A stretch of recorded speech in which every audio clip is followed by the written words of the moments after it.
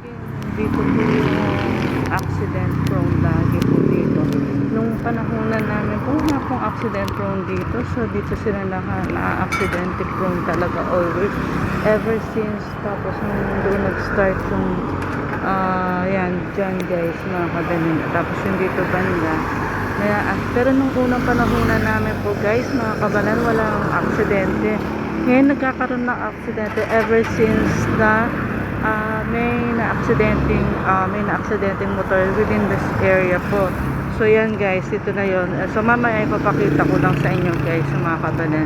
So yeah, within this area, mula nung nagkaroon ng motor, mga kabanan, mga Foxter, nagkakaroon na ng accident. Pero doon sa panahunan namin mga guys, mga kabanan, ganyan din nakarami mga sasakyan, pero walang hindi nagkaka-accident. Pero ngayon nagka-accident po